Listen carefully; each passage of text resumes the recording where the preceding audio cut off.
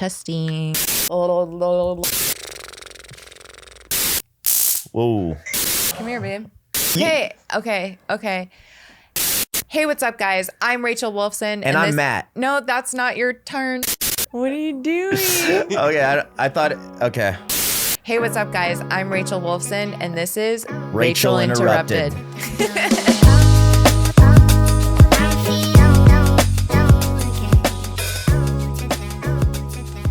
Episode 1. You did it. I think I just want to catch all of our friends and people who follow us and whoever's going to listen to this up with our lives, because we moved to Austin in July. It's been about 7 months since we've been here. Wow. 7 months that we are Texans. It's official. I changed my license plate. I changed my You have a political different affiliation. You have a different flannel now. You have your Texas flannel. Well, no, they're the same. Yeah. I mean, yeah, you still dress the same. Yeah, I pretty much do. I changed my diet. I eat way worse. I say way different words. I use different. I'm adapting to the culture out here. How would you say you've changed? I would say that I feel younger. I think there's so many young people here that I feel I see what you're like saying. I'm amongst them. Yeah.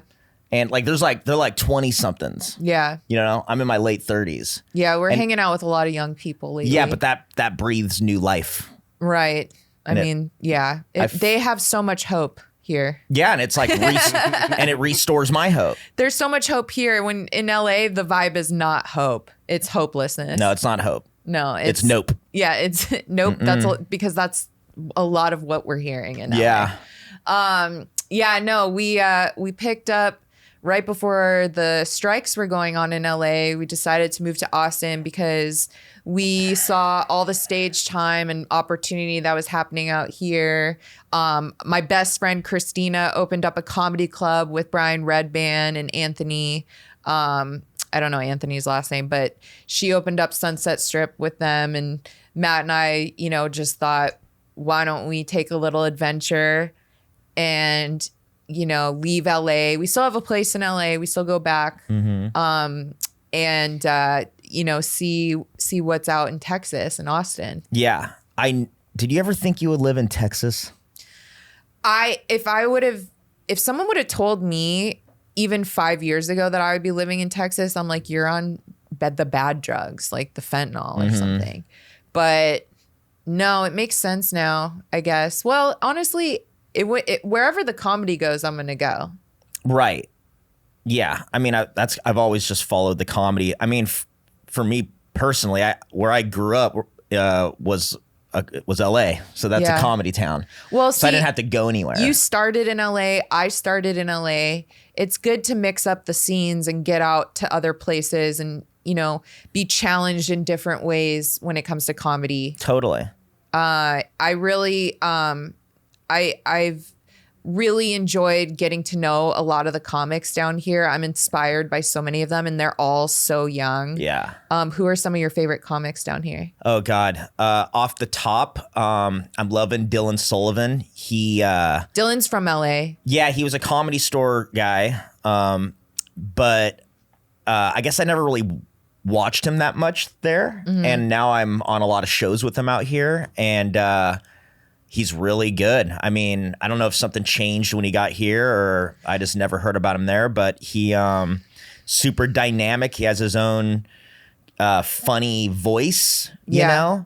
And when I say dynamic, I mean, he's good at different ways of comedy. Like his jokes, he has very intricate jokes that never take one order. Like he could start at a different part of a joke every time and pick it up. And he could also walk away from a joke in the same set and then come back to it later, which is pretty impressive, and superb crowd work that he intertwines with all of the stuff. So yeah, talk about your comedy crush. Oh, dude. Shout out to Ari Matti, the Emperor of Estonia. This guy is When Ari walks in the room, Matt's eyes light up. no, it's not. It's not. Yes, You're making it it is. sound gay. It's like It is no. gay. I respect the game. Yeah. I love stand up. That dude loves stand up too. And you know what? Every now and then, a comedian comes around and I do shows with them, and they make me better because they're so good, and I got to keep up. It reminds me that I always had to get better. Brian Simpson was that for me at the Comedy Store when they passed him and put him in late night with me. Yeah. I had to get better. Yeah. I was one way and I had it very easy there for a while, and then they threw him in it and I was like, oh shit, yeah. I have to get better. And I did. So like, I love that. I love that kind of thing where comedians make each other better. Yeah. So, but there's a plenty of them, man. I mean, I love Candace Medina. I think she's so funny. I love watching her. I love Ryer Cameraman. Ugh, I love Ryer. I mean, the scene here is so young and there's so much talent, and they're just becoming so strong because of all the stage time they get down here. And you know what? What I love about the comics down here is they're not just comedians. They podcast, they produce, they do sketches. They do so much. They're not just doing stand up. They're really becoming versatile. But I feel like it's all about the stand up at the end of the day. Yeah. Like all that stuff, they do other things, but then it always goes back to. Of course. It's so that it leads to more stand up. It's also, this is like, I've never been in a scene where comedy is talked about more. Like they talk about jokes here. I love that. You know, like LA, not that there's not that in any other scene, but in LA, it felt like everything. If somebody asks you, how are you? How's it going? What's going on? It has to do with the career. Oh, well, I had this audition and I met with this manager and I'm showcasing for this and I'm doing this. Here, when you ask that question, it's always about the jokes. It's like, what are you up to? It's like, I'm just trying this thing about. Yeah, I love the culture of the green room, how people will offer tags, or it's very complimentary here. Like as soon as you get off stage, someone will tell you. Oh, yeah. And not every time. That's when I know I'm like, oh, I didn't do so well. No one said anything, like there was no feedback. But I love sometimes before shows, we'll just be sitting around the green room and someone will bring up, I'm working on this joke, like you said. And like, they'll be like, tell me about it. In LA, if you walk into a green room, everyone's on their phone. No one cares about who's around them, what's going on, because there's like a feeling of jealousy in the air. It's just like competitiveness. Yeah. And it's everyone here really wants everyone to succeed. And I just love how the culture in the community is here. And I hope that never changes. It invests in itself. It's like we all want we just love jokes. So like if I see somebody and there's something I like and in my head I would have been like, oh, I would have said it this way. I wonder, I kind of I love doing the thing where I relay it back to them. And also another really cool thing is that I've never seen so many people work on new jokes. It's always everybody's working on new jokes. And that's that's why I say like being in this young scene, it makes me feel younger. Like I feel more vibrant because like that's all I cared about anyways. And in LA, or even I've spent time in New York also, it's like as great of a scene as those places are, and they need to be there because we all need those also. I didn't really talk like that as much. What are some of your favorite places to perform here in Austin? Well, I was just telling him how I performed at the Creek for the first time. Yeah. I actually performed here the first time. I want to say it was like a week ago. It was like that dirty show, that late night show. Yeah. The Filthy Show. The Filthy Show, right. Yeah, dude, that was so fun. The shows at Creek are awesome. The crowds are awesome. It's such a good place to like also do mics here. I love the mics here. There's actually an audience. I like the New York vibe here. Mm-hmm. And I like the punk rockness of this club. It's very punk rock. I love Creek. I like the acoustics of Vulcan. Oh, Vulcan's when great. When Vulcan's packed out, yeah, you feel like a rock star. I love Vulcan. Even when it's not packed out, to me, Vulcan's a really good like workshop room. Yeah. Like when it's like light. I mean, for a room, on paper, it shouldn't work. High stage, super high ceiling. That's usually a death trap. I think maybe because the wall is kind of closer to the stage, doesn't go that far back. Maybe that has something to do with it. But there's a vibe in there that like, Like it kind of all works, even on a bad night. I mean, you really get why the guys landed at Vulcan. Also, so best green room, I nominate Sunset Strip, best green room hang. Best late night mic, Creek and Cave, and Vulcan has the best like acoustics, I feel like, in terms of when it's packed. Yeah. But Vulcan, it is high ceilings, which as everyone seems to know in Austin, that's you want to be high, just not the ceilings. Yeah, I like it though. I like that even though the ceilings are high. Yeah, where else? I mean, We've done some. Also, I really like. There's some really great comedians here that also produce shows like Bianca Parado and Lucas McCrary. I hope I'm saying their name. Like they're just kicking ass in terms of being comics and also producing and putting on sold out shows, like hundreds of people there, and only 2-3 years into their comedy. I was gonna say, like, they're both like people for to do the double thing where you are a comedian, but then you also produce a show. Those two are good at both. That's a rare thing, dude. So like they're actually good at the comics stand-up everywhere part. should take note about what's happening down in Austin and learn from the culture here. And that's how, if you really want to be a scene heavily focused on comedy, not about getting famous or Hollywood or acting or whatever that is, like the other bullshit. If you just want to come and like learn about comedy, this is the place. 100% hands down. Oh yeah. What are some of your favorite places that we've eaten in Austin? What's that? Matt's favorite cuisine is Taco Bell. Before we moved to Austin, he loves, and not to say anything bad, we love Taco Bell, but it's not a cuisine, Matt. And okay, well, sorry, maybe I'm it not is. It is kind of a bougie cuisine. like Depends you. on what time you're eating it at. Yeah, I have spent $30 in a Taco Bell. I've not. Okay, well, live a little. I spend like $5 tops and I leave happy. Yeah, but you're buying for like one of your personalities. Also, you're right, I only have me to feed.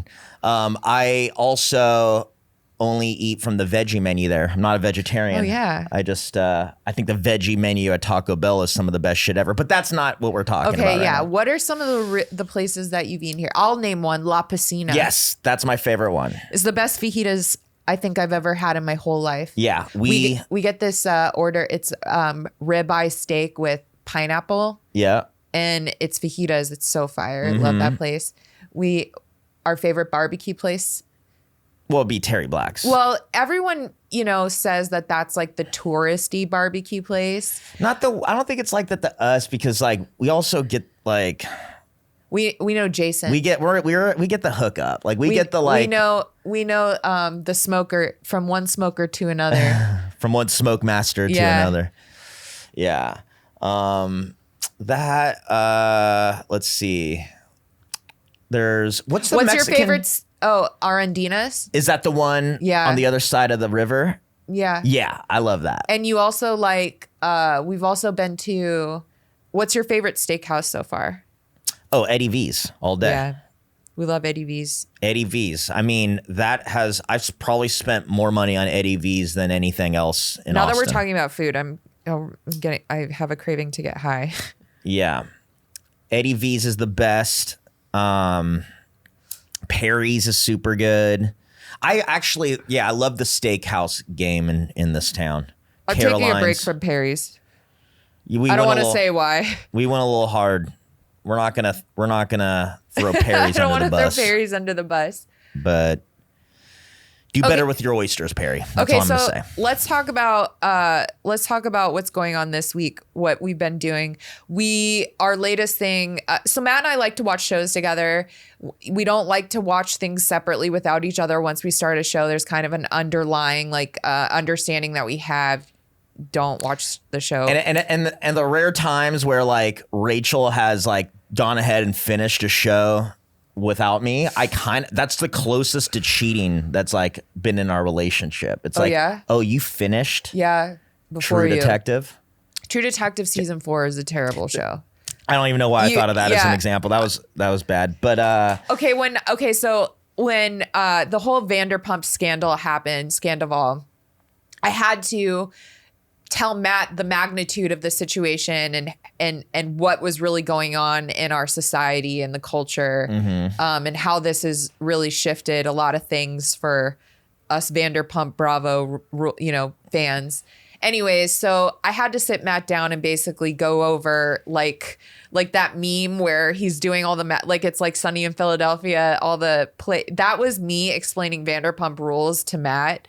And I had to break it to him. It's kind of like wrestling for girls, essentially. Like it's there's all these storylines. They're all sleeping with each other, arguing, fighting. And it turns when I first introduced Matt to Vanderpump Rules, he was like, I don't need these toxic people in my life. He watched like 2 episodes, hooked. Now he tries to tell me updates that he sees on Twitter. Yeah, because I started looking up stuff on Twitter, and then that just my algorithm's like, oh, this guy's gay. Who's your favorite? Who's your favorite? Who do you like? It just feeds me all the Bravo and the Housewives. Who do you like on? Who's your favorite? Well, I'll tell you this. Is it James? It's James. And, James came a long way for me because that guy was the worst. When I first started watching that, I was like, fuck this guy. I already don't really like British people. But then what? I'm just kidding. British people are fine. But he was just so smug and just like, I don't like the DJ thing. But I think after watching him in ways kind of become a victim of Sandoval, like I saw the other side of him, and he was kind of like also the one that was talking the most shit at Sandoval, because we all started to hate Sandoval. He's so funny. But I hate reality TV, but me and Rachel, like, we went through a pandemic together. That was like the beginning of our relationship. So we would just spend all day in bed watching these shows. Yeah, educating. And like now, you're right. It is like a thing we do. Like we get lately, what we've been getting So I got this really new, nice coffee machine. I mean, dude, it has changed my life. Changed Tell Rachel's life. Tell him how we got the machine. Well, I need to shout out a very awesome, legendary, hilarious, genius of a comedian. The great Harlan Williams did something super cool. I featured for him at Mothership, and they have this really nice coffee machine in the green room. And like whenever I do spots there, like I pace my coffee for the day because I know I'm going to go hard in that green room at night. So like I'm obsessed with it. And I was telling Harlan while we were waiting in between shows, and he doesn't even drink coffee. Like he was like, oh really? What? Why would he? And so, but I'm like telling him how awesome this machine is. And, I get a call like maybe half a week later, and it's Harlan Williams. He got my number, and he was just like, "Hey, there's something in your package room for you." It's like, this big what? box we go down. Well, no, at first he's like, it's just a little thing. Don't worry about it. And I go, so I'm looking for a little box. Oh, he got me like a nice little, and I see this giant box. A picture frame of you and something. Harlan. Yeah. And he like. It was like this giant box, but I didn't think that was from him. I'm like, oh, I need to take this up anyways. And then I hit him back up. I was like, I couldn't see it. I didn't see it. And he's like, you sure? You keep looking. And I'm like, that's weird. I'm like, anyways, I should open up this box. And I open it, and immediately I just see he got me that coffee machine. He got me the coffee machine. Can we pull up a picture of the machine? It's the Jura. Jura. E8. Yeah, I think people need to see it. It's as nice as a car. It is, and it has like changed my life. There it is. Oh, dude, it's honestly brought me and Matt closer together. Our relationship has like greatly blossomed. improved. I always say he bought us an extra year together. Yeah. It's gorgeous. That's it right there. That's it. the Harlan. We named it after Harlan Williams. When we have people over because now I invite people over for coffee. I don't know who I am anymore, but I call it Harlan's. Yeah, we opened up a coffee shop. So Harlan, come on over to Harlan's. Here at Harlan's, we believe in friendship, then coffee, and we've been good. We've been good. That's the shirt. Yeah. But now what we've been doing, starting this week, and I don't condone this behavior. I like eating my coffee out, like drinking your coffee. Well, I do both. I like it on the couch, out looking out my window, or on a table. We've been bringing it into bed, watching TV in the morning. I'm so against that life, but I love TV in the morning. Wake I up. don't. I hate it. I don't like TV until we go to bed. But she likes it in the morning. But with this coffee machine, I'll do whatever she says. If I got a cup of coffee, I will do whatever Rachel tells me to do. But I need the coffee. If I don't have it, it's I don't know about that, babe. We watched heavily 90 Day Fiance against Matt's will because he anytime I put Vanderpump or 90 Day Fiance on, Matt's like, I hate these people. I hate them. However, we started Love on the Spectrum this week, and that's what we binge watched both episodes. Have you seen it, Justin? I pulled up clips. Oh my God. In here, right? Okay. It's a very hot topic amongst podcasts. So everyone had watched this show but me because I don't like to watch shows that make me sad. And I was like, I don't want to watch like people on the spectrum getting their heart broken. If I wanted to that, I would just look in the mirror. Like I don't need to. And so I was like, okay, because everyone was talking about it in the green room at Sunset the other day. Red Band was talking about it, Janice, like everyone was quoting one-liners and like they were really funny. So I was like, okay, I'll pull up an episode, and immediately fell in love with literally every single person on the show. I'm heavily invested in their love lives. I really want to attend David and Abby's wedding. Well, I think like you asked like a really good question in that green room. Well, you said like, it wasn't a question. You're like, oh, I don't want to be sad. And every time I say that, people are like, no, you won't be sad. You're going to love it. And I was like, all right, I'll give it a try. Because I finished, every episode of every other terrible TV show. Love is Blind, done. So I was like, okay, let me see what Love on the Spectrum is like. Oh, yeah, here. And so we immediately fell in love with it.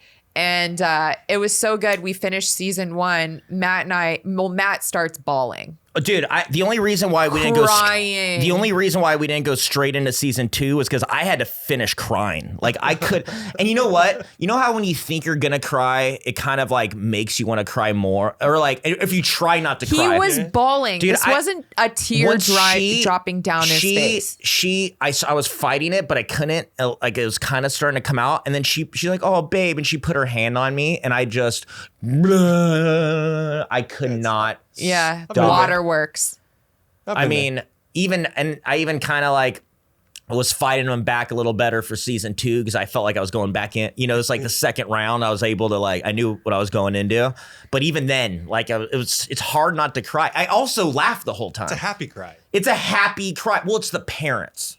The parents always make me cry because they love the kids so much, and it must have been so hard, Yeah. And it's really sad for them to see their kids not have friends and not have love and they're so invested. The parents are just so good, and it just like, oh man, it fucking kills. And they're it all kind of makes so me funny. It kind of makes me. I think we should have an autistic kid.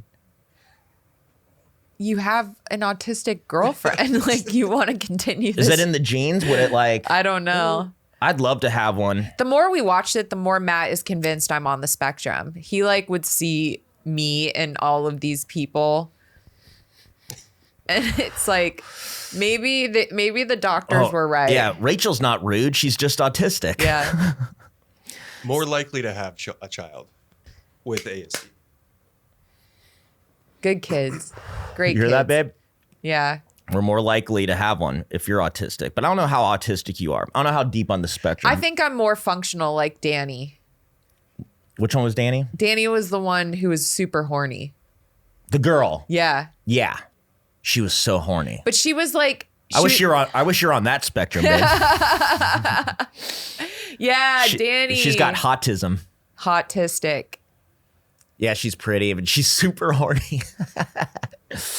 Literally, she held a guy's hand, and I swear she got off. I was like, wow, it's like that. That's what sold me on the show was Janice telling us about how some girl came. Oh, they were saying how horny they were. I was like, okay, I gotta watch this. You got me. You're reeling me in. Yeah. It's so good though. And it's like I said, you get the full spectrum of feels. Like I'm laughing and I'm crying. Like I don't do that any show. And then, so we finished season 2 today. And she goes, all right, let's watch Vanderpump. And I was like, fuck those guys. We can't go back from here. I hate all of them even more because now I've seen like the sweetest people on television. It's also just speaks to the producers of that show, because normally like our culture like thrives off these negative reality shows. I'm a heavy fan of a heavy watcher of Bad Girls Club, which really is like women beating Just the shit out of each bottom other. of the barrel. And but this is just, it's good to see that there's a spectrum, you know, of content, of reality content, and that there is feel good reality dating content out there. And like I said, I really give respect to the producers of this show who handpicked a lot of these people who they knew like were going to be a good fit for the people on the show, because I didn't want to see them get their heart broken. That's what I was scared about. I like, you know, I really and there a lot of them are just so happy and joyful. Yeah. You know, and their attitudes are just, you know, really good people. Yeah. I love autistic people. Like I have like such a love for them. Yeah. You know, Me too, though. I special always have, people. because being in comedy, we come across a lot of them. Yeah. And some of my favorite people have been deep on the spectrum. Oh, where they can't function. Like I met at the a festival in Portland, Rip City Comedy Festival. Rip City?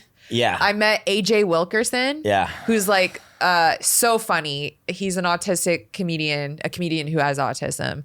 Now there's a whole genre.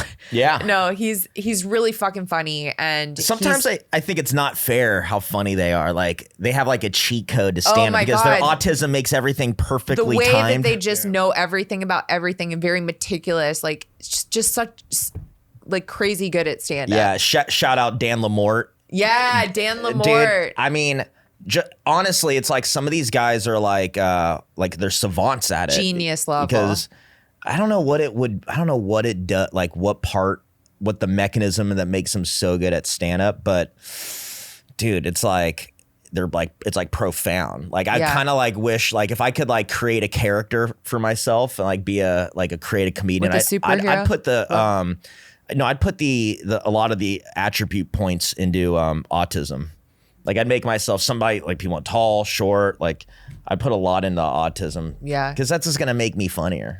Well, you really identified with Steve on the show. Oh, Steve, he's like 65 years old and he's just the joyous, nicest, friendliest, like, you know, like I want to be like Steve I when I'm hope older. Steve finds love. Me too, man. Me Great too. dude. Great dude. Steve, shout out. If you're ever in the Austin area, come on out. We'll find some fucking. I'll be your wingman. Oh no, I would Be your love to see wingman. that. Well, also, so we came down to Austin for the stage time, but one thing that I was really wanting to work on here was like my mental health, which when you think moving to Texas for your mental health, like I didn't even know that who does that? It would be me, Rachel Wolfson. I didn't know that they had therapy in Texas. Yeah, they have actually a lot of really good mental health resources. I came down here and I found a therapist, and she thought it would be a good idea for me to enter into an intensive outpatient program, which I just graduated from last week. I was there for 3 months, where 3 days a week I would go for 3 hours at a time and do group therapy, essentially. And I made a few pop-ins. yeah, but the best part is it kind of reminded me of the show, because these people are all so funny. Like they're traumatized people, but they're some of the funniest people I've ever encountered, and none of them do stand up. And it really goes to show, how trauma makes people funny. Yeah. Again, another thing. I don't know what it is. I don't know what makes that kind of person. I had to hold back a couple times because I was like, I don't want to be like, oh my God, you should go on stage. That I didn't want to start contributing in that level. But I was like, wow, that would have been really funny on stage if you would have gone up there. That's Same a great with 5 Love on the minutes. Spectrum. Who was the girl from the first season? She wasn't in season 2. the one who That pretty girl. what was her name? Can you Google it? Season 1. love on the spectrum. Is it Kaylin? Yes, it is Kaylin. She dated Peter, the fuck boy, who she met on a speed dating. right. But she was funny. Yeah, the one in the pink dress. Yeah, her. She's the only one from that show that I'm like, that's like she's kind of a comedian. Like the way she describes things, and she kept, like how she kept bringing up on like the dating profiles, all the guys with fish. Like the fact that she was so funny. That stuck out to her to where like everybody she talked to was like, she would bring up the thing about the fish. It's like, that's an observation. And she was like funny about it. Like she had this kind of like coldness to her too. I don't know, man. If I were to like, there's very few people ever that I'm like, that guy should do stand up. And I kind of would never say that because I don't want to pollute the ecosystem. You know what I mean? Like somebody if that's just me and I'm wrong about that, like I could have really fucked shit up. I could ruin somebody's life if they really commit to something because Matt Edgar told them that they should be a comedian. But there's few people out there that I'm like, ooh, that guy's got the fucking sauce and they don't even know. Which may be the only thing. Maybe it may be so perfect that they shouldn't be a comedian, you know? But that girl is like, yeah, she's like very funny. But then again, a whole other part about being a stand-up is the public speaking aspect of it. So, you know, who could tell if she could have that? But like, if you do have that and that kind of funny mind, then it's like, ooh, perfect storm. Okay, so since we've been in Austin for like 7 months now, and you've gotten to watch me do stand-up here versus in LA, because when we met, I was 3 years into stand-up when I started dating. Holy shit. And now I'm almost 7. Oh no, I think I reached 7 years. October was 7 years. Wow. What would you say have you seen a difference in my stand-up? Yeah. I mean, you're writing more jokes that are like about, like you're writing jokes at a quicker rate, like more jokes more often. Also, I'd say, and the same thing that happened to me when I got here, and I didn't think it would, like, but like we've both gotten a little bit more edgier, and I don't think it's like, I think comedians are adaptable people, and I think like a goldfish adapting to the aquarium, like you put us in a scene, we're gonna kind of also adapt to survive the scene. You know what I mean? And I think like in one way, like some of the content is more edgier, and not to say offensive, it rides a line more than at least I see it in you, and I see it in myself too, that we're like riding a line and we're on the edge a little bit further than we ever been. So we've been taking more risks. Yeah, more risks. There you go. That's one way of putting it. Okay. Yeah. But yeah, I just think like with all the extra reps, like I said, the writing's gotten better and more not just better, but more consistency in it. And then yeah, the content is just more ballsy stuff. Like I like that, you know? I just think that like anywhere that like when you go up enough, you'll get more comfortable. And I think you go up way more here than you did in LA. Yeah. So you're more comfortable. Last night I did the staff show at Sunset Strip. I went up at the end, and because they're nice enough to put me on the staff show, even though you don't work there. I don't work there, but I do show up every single day there and smoke everyone out. Well, and I'm the director of vibes at Sunset Strip. Yeah. It's an unpaid position. Okay, we live right there. It's a thankless job. Like literally feet away. We go downstairs and we're there pretty much. And we're not allowed to smoke weed in our building. So we just like smoke. Anytime that we would be smoking at home, we do it at Sunset. So we're at Sunset kind of a lot. Yeah. It kind of becomes a hub. Room. And it's all on 6th Street. So once the night comes and it's time to go do shows, we just walk down the street. Yeah, we're not on the shows, but we are, getting everyone. No, it's kind of crazy. Like, I don't go up there as much as I hang, which is there's no other club like that. Like, I don't go. Hang. I'm not one to go. Like, not to say I don't hang out, because I know that that's part of the gig, is like being around.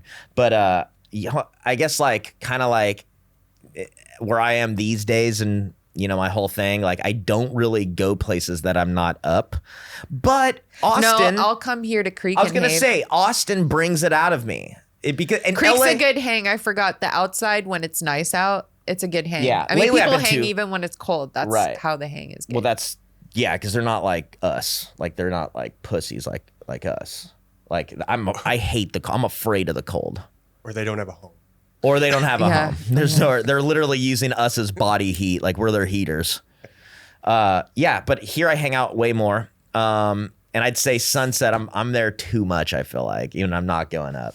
I love it. I don't care. I'm gonna be But that's there. another cool thing about this scene, though, is that more times than not, when I hang out, I end up getting up. Or the booker, like, hey, can you do this week or the next week? Or like, I get spots just from hanging out. Like, even if I wasn't on their show, even if I didn't even know the guy, like just hanging out, and like we all get to know each other so fast, and everybody's who books shows wants to book more, new people also.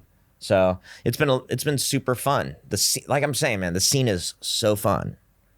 Yeah, we were at Roscoe's a lot this week. Yeah, I'd never been to Roscoe's, and I was there like all week this week. Yeah. I knew that was gonna happen. I keep hearing of this place, and every now and then I'll drive by. It's on the way to the airport, and I'm like, well, I'm not gonna just go show up. Like, it's just gonna have to happen organically. And you had a spot Yeah. that got me there, and then that turned into then I got booked there, and we've been there every day this week. Yeah. People don't. I still don't even know who owns that. If you just go and hang, if you just go without the intention of networking, you know what I mean? Like, I hate networking. That's like, I don't like that word. I just think what people think of as networking is convoluted. I don't think it's necessarily. You definitely can't go there with the hopes with an expectation. Right. I'll come to Creek and just hang. Like, I'll just hang out, and then if there's a mic, Xavier will throw me up if I sign up. Yeah. You know what I mean? He'll put me I in the literally mix. go when I'm going somewhere it is, Or Ty threw me up on his show. I was just hanging out here and I was just going to support. Yeah. I really think it's not about going hoping that you get anything for going. Right. I think it's you have to go to hang out, and there's a really good chance that you do get more stage time. Yeah. And that's awesome. But no, it's just a fun scene. Even last night at Roscoe's, I wasn't on the show, but I came to see you, and they put me on. And that was super fun. That was a fun show. It was good times. Yeah. No, I mean, this scene has a lot to offer. The best part too is that it's a self-cleaning ecosystem here. They regulate themselves is pretty nice. When there's a bad apple, that doesn't last long here. I've noticed that. The judge and jury is also the comedians. So there's been a few people that I've seen them kind of get weaned out, and it's they were toxic people. And I think well, you also get a lot of people coming from other scenes where maybe they were toxic or that they were excommunicated from, hoping to come to this scene with their poison. And the scene really quickly just kind of figures out the scene, like you said, is so good at cleaning itself. mm-hmm. And that's what I love about it. And I love the scene down here. It's a good scene. Yeah, it's And there's room for growth. It's just big time. You have to come with the intention of not expecting anything but what you can give to the scene rather than what you can take from the scene. It's what can you contribute? Mm-hmm. How can you add to this place in a positive way that's not going to, piss anyone off? Yeah, right. Because already people are going to be skeptical when you first arrive because the scene is tight. Uh-huh. And that's the truth. And that's the way it should be. The scene should be tight. It's better than the scene, kind of how the scene in LA, it's the community, you'll go to a show and then maybe not see those people for another 6 months on another show or even a year. Whereas here you see the same people every day. Mm-hmm. Yeah. And it's you actually hang out. Yeah. And also, I mean, to that point, when people do come into the scene, I don't feel like there's much of a guard up. I feel like you actually have respect, and it's on you to keep it and grow it, or you could lose it. And that's where people get It's like, all right, dude, we're here having a good time. Like, we're all Yeah. being supportive. This isn't competition to us. Like, I'm in competition with myself from yesterday. I'll always be battling Yeah. my yesterday self. Anybody else, it's like, I'm not going to waste my time thinking that I'm competing with anybody here. Yeah, the competitiveness between each other, that's the wrong way of looking at things. It's a waste of energy. Yeah. It takes a lot of mental energy to consistently write jokes, consistently perform, consistently do well performing. And if you're wasting that on thinking about somebody else, that's crazy. That's a huge waste of time. And above all else, it's amateur. That's an amateur mentality. I don't care if you think you're a pro or not, you must act like one. You'll grow into it. You'll become a pro. But if you don't walk in with the pro mentality and you're being weak and you're thinking about other people and you're going, well, I've been doing this long, and I get it, dude. It feel like sometimes it hurts and sometimes it feels good to feel sorry for yourself. But if you're broadcasting that to other people that are just trying to enjoy themselves, like, that's not going to fly here. One thing that I like about our relationship is, well, when we met, how long had you been doing stand-up? Oh shit. 2019, Yeah. 12 years. Right. So you have 12 years experience, and you are kind of like not just my boyfriend, but you're also my mentor. And you watch me go through what it is to be a young comedian in comedy and like basically relive your experience all over again, yeah. which I'm so sorry to have to go through that. I love it. I was just telling Justin, it's like interesting watching it from this side. You know, like it's everybody's different how they react to what is going to inevitably happen to all of us. And when you're learning stand up, there's so much nuance you have to pick up and you have to remember. And sometimes some things come easier to certain people, other things are harder. And with you, it's like, okay, I could see where you're struggling in an aspect of it. And on me to be a good partner to you would be like, how do I approach her with this? Like, how do I challenge her in a way that's not going to discourage her, but also it's going to encourage her to like try it what I'm saying.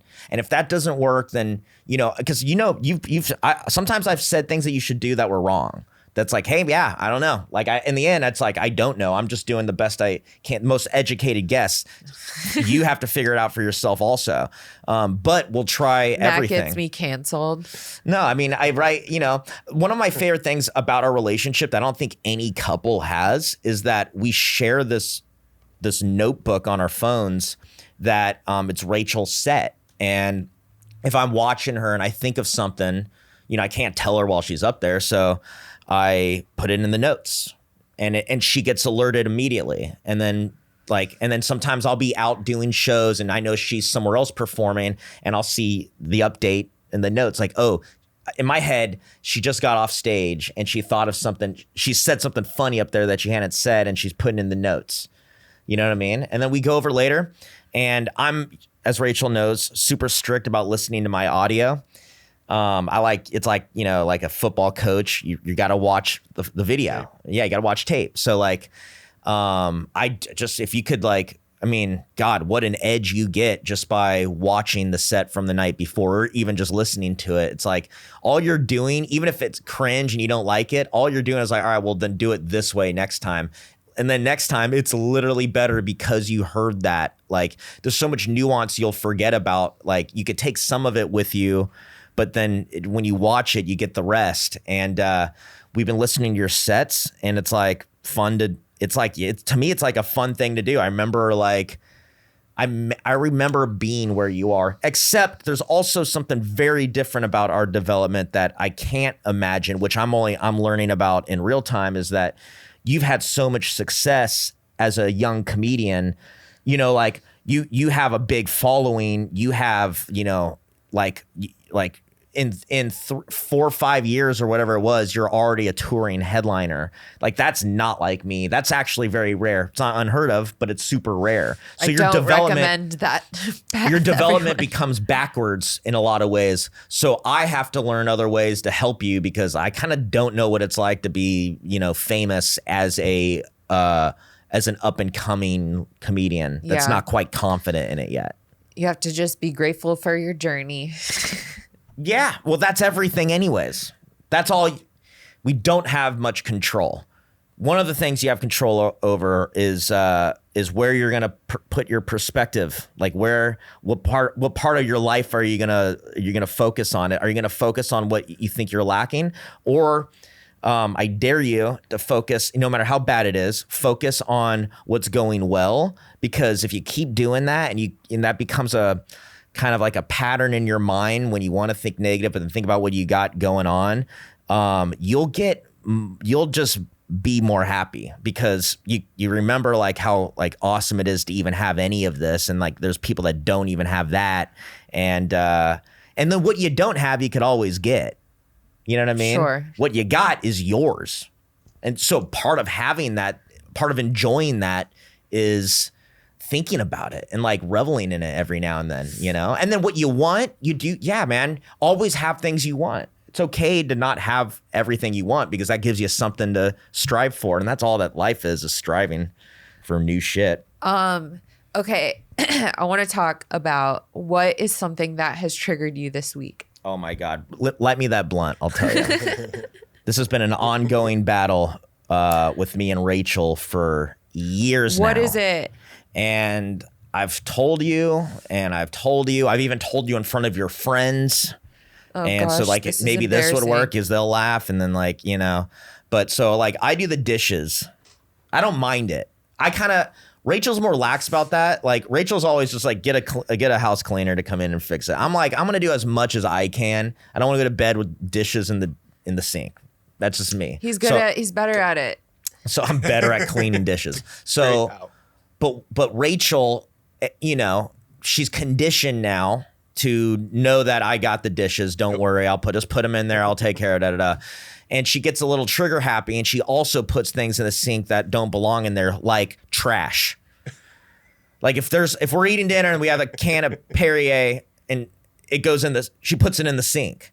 And so I go into the sink, I go to do, and there's like literally like packages or like things that food was in. She just puts it all in. Like you can't just put it I'm high. in the trash. It's feet away. No, I mean, I guess the trigger of this week is like we got a pack of those the Liquid Death like cans. Yes. Now there's these just Liquid Death cans in my sink.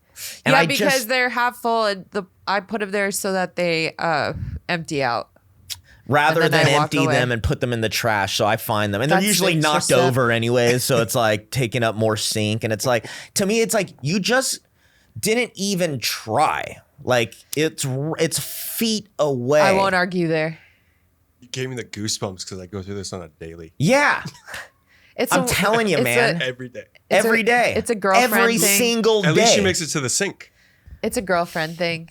Oh, by the way, no. There's a trail to the sink.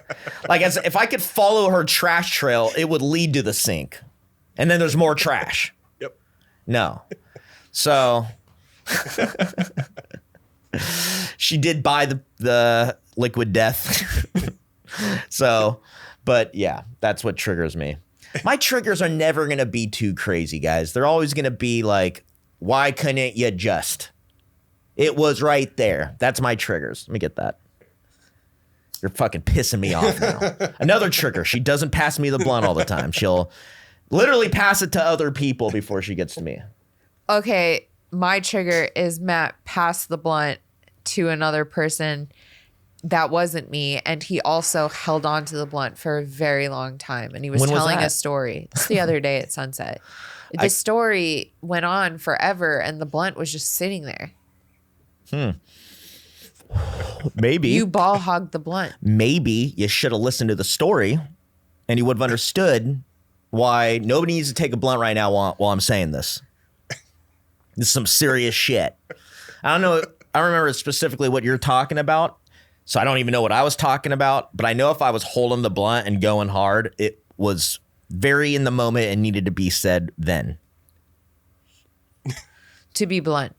Uh, Well, do you want to go over some Wolfie DMs before we wrap this up? Yeah. Yeah. Okay, so basically, I don't know. Maybe I don't know I'm how also long going ago. to look at it here. I don't know how long ago, but I started this account with all the DMs that I get and messages from people on the internet, mainly dudes. Although some women send me messages. And if you want to follow it, it's Wolfie DMs on Instagram. Wolfie DMs. And this is like Wolfie the DMs. things that people say to my girlfriend. Yeah. And to be quite frank, I'd like to collab with some of these dudes because they got some great ideas. Off the top, I'd 100, right? Let you burp the alphabet into my butthole. I love that one. And they gave the emoji with the heart eyes. You know, like I think a lot of times when you're a beautiful woman and you're out there on, you know, social media land and DMs are open, anybody could send them. You probably know what it's like to. It's almost like if DMs were fish, it's like fishing with a grenade because they all just come up to the surface and. You know, this will never end. I mean, this is endless content right here. A lot of times we close out our live shows. Me and her will be on stage together, and I read these, and it's kind of become one of my favorite things. Give me throat cancer, this fucking guy. That's something I would say to her. See, it like makes me jealous. Hey, I'm depressed. Can I be your boyfriend? You don't want what I got. You like trash in the sink? I've never seen a man so pretty. That's mean. You're a fucking dick. Vagina I was looking good that is something day. you do not deserve. Hey, could I pay you for your next pedicure by chance? Well, yeah, because I can't. You got this one for me, dude?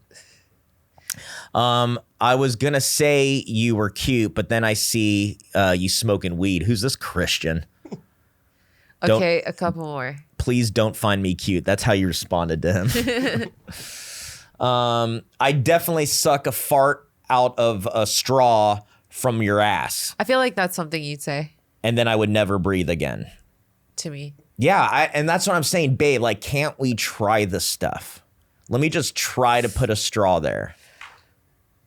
You're sick. You suck.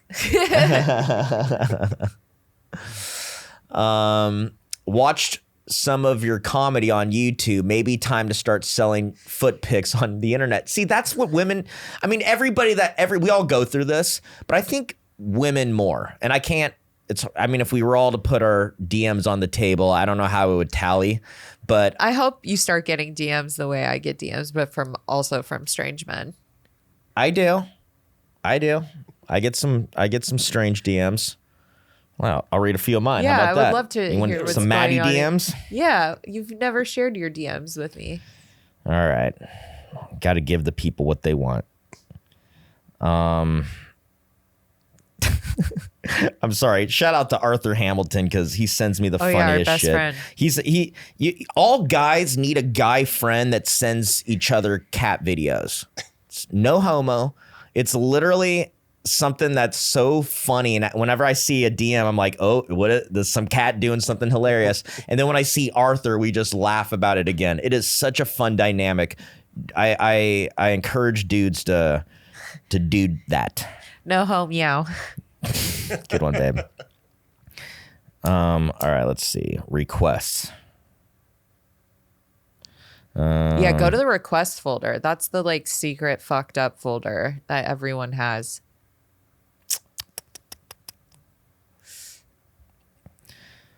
I feel like you get DMs from my followers. Yeah.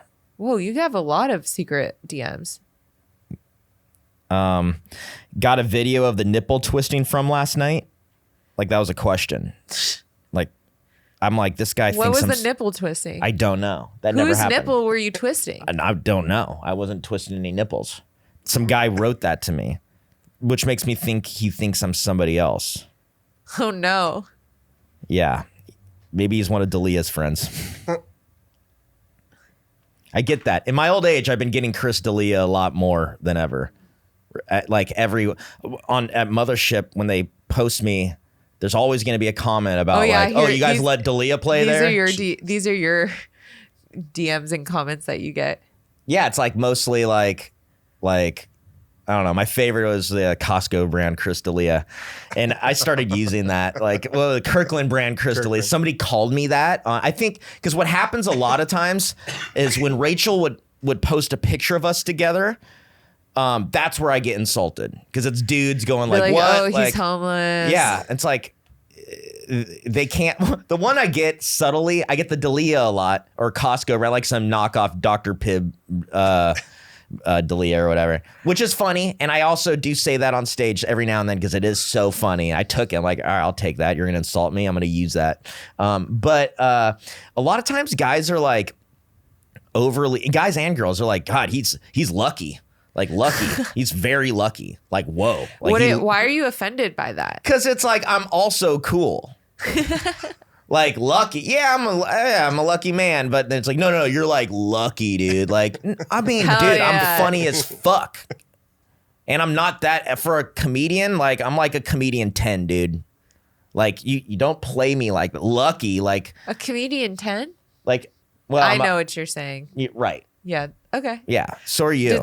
Thank you. Yeah. See, that has to be bestowed upon you. You can't just say it yourself. Okay. Well, it's been said. Has someone to me. said to you, you're a comedian 10? Yeah. I love that for you. Yeah. I've always been the pick of the litter. The pick of the shitters. But that's not saying much. But yeah, just to see like lucky, like you're just like completely like undermining who I am. Like she's just like doing this Make-A-Wish thing. Oh, you're lucky you won the lottery. Like, okay. Okay, summer Rachel down. slid into my DMs, by the way. Let's make that fucking clear. That is true. That is how I hit on Matt. She hit on me. To be fair, I was really stoned. It was this very mysterious DM from Rachel Wolfson, who I did have a crush on because we had met 2 years before. That night, she followed me on Instagram and Twitter and Facebook, like the trifecta. I hit him with the triple. Wow. With the triple. And so that made me think like, ooh, but she had a boyfriend. I had a girlfriend. Nothing was going to happen for years. But like, I kind of, whenever she would post, I'd be like, oh, that's that girl. Like we met once. It was just magical. So, but then when she like DM'd me out of nowhere, all she wrote was my name. Matt, like I had searched it. Like and she wrote Matt accidentally Edgar and yeah. And sent him his own. in my head, I'm thinking It's like my greatest fear, like when you go on Facebook and you just like think you're searching someone's name, but you're actually posting. That was like basically. And I thought that's how she flirts with dudes. Like that's her game. You ever like she you ever DMs. accidentally end up in a 5-year relationship? Oopsie. Oops. I was like, this is just what she does. She sees a guy she likes, she DMs them, and they're like, oh, and they probably like do whatever she says. Yeah. And I'm like, hell no. Like she wrote that. I responded with the emoji of the finger going back. Like, got me. Mm-hmm. And then I thought maybe that would grow. And then she never wrote back to that. I was like, fuck. That's how I like to do it. Yeah.